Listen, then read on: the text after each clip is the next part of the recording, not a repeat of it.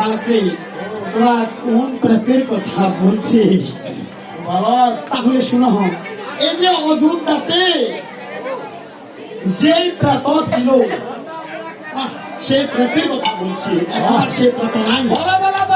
আচ্ছা তাহলে শোনো, আমরা এক এক করে বলছি কোন প্রেত তোমার বাবা আমাদেরকে বলবে, আমরা বলে যাচ্ছি, তারপর তোমরা বলবে হ্যাঁ অমুক প্রেত আমার বাবা। আচ্ছা তাহলে শোনো, তখন হাসিয়া নাসিয়া লোক তখন কহিতে লাগলেন, ওরে আরো এক প্রেত ছিল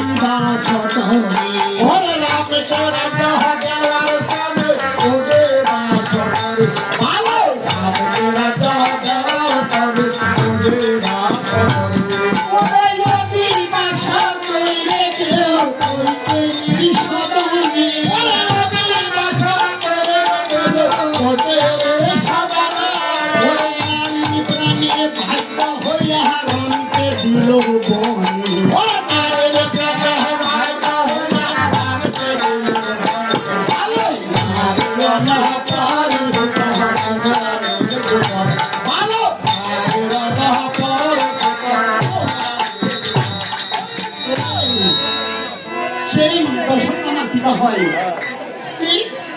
আরে একটু লাজ করবো না তোমার মুখে?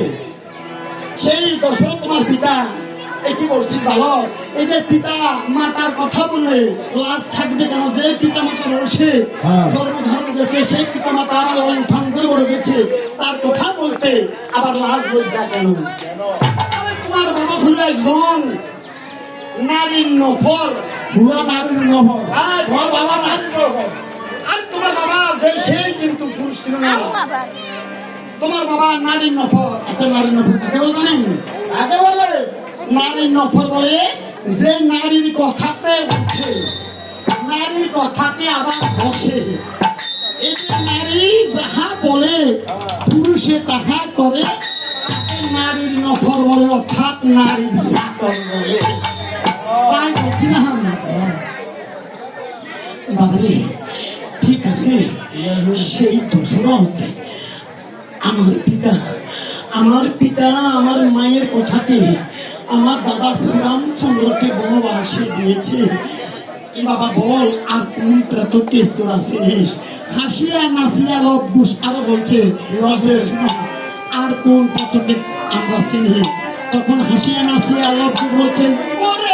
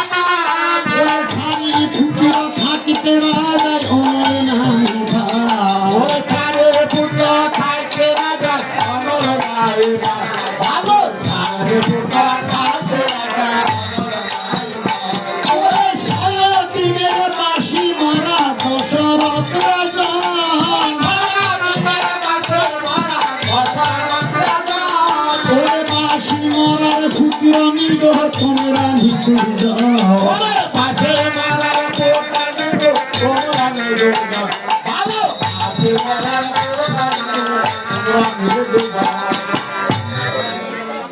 আরে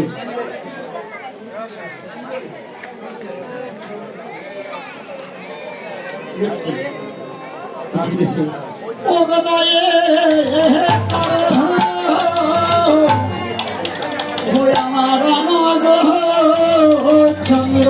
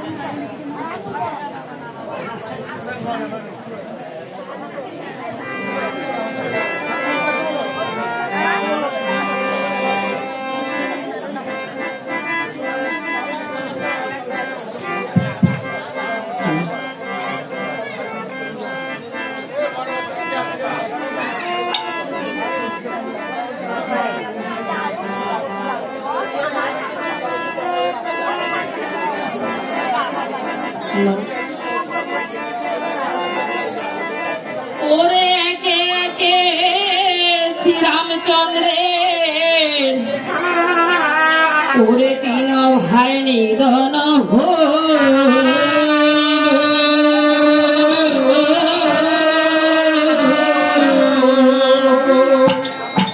ওরে দ্রুত গিয়ে শ্রীরামচন্দ্রের সবাই আবার খবর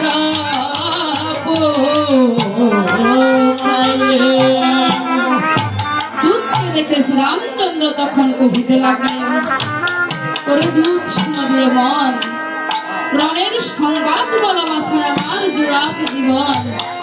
ওগো প্রভু মঙ্গল বর্মকিন, এই ভরত লক্ষণ চলে গেল এই অযোধ্যায় দিন। শ্রীরামচন্দ্র ভাইয়ের মৃত্যুর কথা শুনেছি, রামচন্দ্র এবার কাঁদিতে লাগলেন। শ্রীরামচন্দ্রের কান্না দেখে বশিষ্ঠ মনে কহিতে লাগল, হে শ্রীরামচন্দ্র, ও হে শ্রীরামচন্দ্র, তুমি যে সুমহান যজ্ঞের কালে ভাই ভাই বলে ক্রন্দন করিতেছ, তুমি যদি এখানে ভাই ভাই বলে ক্রন্দন করো, তাহলে তোমার এই যজ্ঞ কেমন করে সমাধান হবে? তোমার তিন ভাই মারা গেলে কি হবে? তোমার আরো তিন শক্তি আছে, সেই তিন শক্তি হলো গোবর্ধন শক্তি, বিভীষণ শক্তি, এই যে সুগ্রীব শক্তি, আর হলো বিভীষণ শক্তি। প্রথমে তো হনুমানকে ডাকলেন। হনুমান ডাক শুনেছি, রামচন্দ্রের সাক্ষাতে আসলেন। হনুমানকে বলেন, ওরে হনুমান, শুনো দিয়ে মনের তিন শক্তিকে তুমি করা হয় নিমন্ত্রণ। প্রথমে তো হনুমান লঙ্কাতে গেলেন।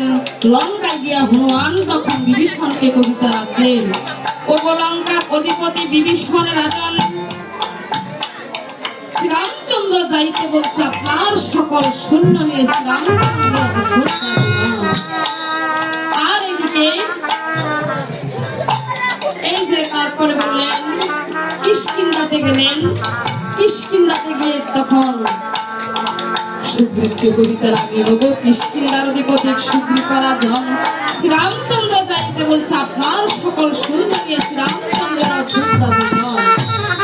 সেখান থেকে এবার যাবে কোথায়? গোবর্ধনের বাড়িতে। গোবর্ধনের বাড়িতে কেমন করে যাবে? গোবর্ধনের বাড়ি তো হনুমান পথ ভুলে গেছে, তাকে জিজ্ঞেস করবেন। আমি বুড়োকে একটু জিজ্ঞেস করে, বুড়ো বলতে কি পারো এই গোবর্ধনের বাড়ি কোনটা? ও বুঝেছি বুঝেছি, এই যে দেখা যায় তার চালিনার বেড়া, সেটাই হলো গোবর্ধন পাড়া। এই গোবর্ধনের বাড়িতে গিয়ে হনুমানকে কার্য করলেন, গোবর্ধনকে নিমন্ত্রণ করিতে লাগলেন। ওগো মিত্র গোবর্ধন, শোনা দিয়ে মন, শ্রীরামচন্দ্র যাইতে বলছে আপনার সকল সৈন্য নিয়ে শ্রীরামচন্দ্রের